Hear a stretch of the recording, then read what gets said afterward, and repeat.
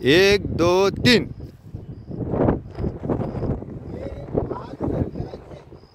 समस्या जाणून घेण्यासाठी आज काँग्रेसचा बाबासाहेब मस्के युवा नेता आज शेतकऱ्याच्या बांधावर पोहोचलो। शेतकऱ्याची काय अडचण आहे हे जाणून घेण्यासाठी शेतकऱ्यांनी आज मोठे कर्ज काढून आज ज्या वावरात सोयाबीन पेरली, पण ही सोयाबीन बंदी केलेली आहे। आज मोठ्या ढगफुटी पावसामुळे बरेचसे नुकसान झाले। या सरकारने मोठा निर्णय घ्यावा आणि शेतकऱ्यांना काहीतरी मदत करावी हीच आमची काँग्रेस पार्टीची विनंती आहे। आणि येणाऱ्या काळात शेतकऱ्याची अशी हाल होऊ देऊ नये। पण हे सरकार मोठ्या पावसाळे अधिवेशन झालं तर कोणी आवाज उठवला नाही शेतकऱ्यासाठी। नुसतं आमदार खासदारांचे त्यांना 4 महिन्याचे पगार मागे ठेवावे आणि शेतकऱ्यासाठी काहीतरी मदत करावे। या महाराष्ट्रात शेतकऱ्याचे हाल आहे। शेतकऱ्याचे आज रोजी शेतकरी सुखी नाही। आपले म्हणणं आहे महाराष्ट्र फुले शाहू आंबेडकर बाबासाहेब पुन्हा छत्रपती शिवाजी महाराज ह्या विचाराचा आहे। हेच म्हणजे मोठ्या मोठ्या भाषणात शिवाजी महाराज बाबासाहेब महात्मा ज्योतिबा फुले शाहू आंबेडकर ह्या विचाराचा आपला महाराष्ट्र आहे।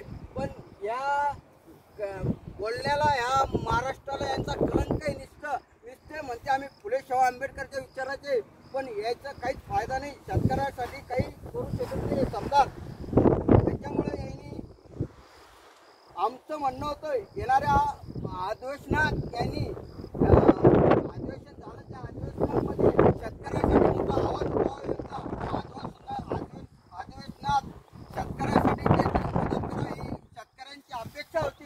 पावसाळ्या अधिवेशनमध्ये यांनी शेतकऱ्यांसाठी काहीतरी मदत करावी, पण यांनी काहीतरी एकही आमदार खासदारांनी आवाज उठवला नाही। म्हणून आमचं एवढं यांना विनंती आहे शेतकऱ्यासाठी काहीतरी करावे, यांनी हालचाल करावे। निश्चित आमदार खासदार जाऊन तिथं ड्युट्या देऊ नये, पगार उठलावणे यांचं मानधन वाढवावे आणि शेतकऱ्याची नुकसान होत चालली या महाराष्ट्रात। म्हणून शेतकरी या महाराष्ट्रात आत्महत्या बी करू राहिला आणि कर्जाला कंटाळून आणि या नुकसानमुळे हे शेतकरी सुखी नाही। बऱ्याच विदर्भात आणि महाराष्ट्रात आत्महत्या शेतकरी करू राहिला। आज मी 2 दिवसाच्या पूर्वी एक बुलढाण्यात एक खेड्या साईडला एक नवरा बायकोने एक आत्महत्या केली, म्हणजे कर्जाच्या कंटाळून।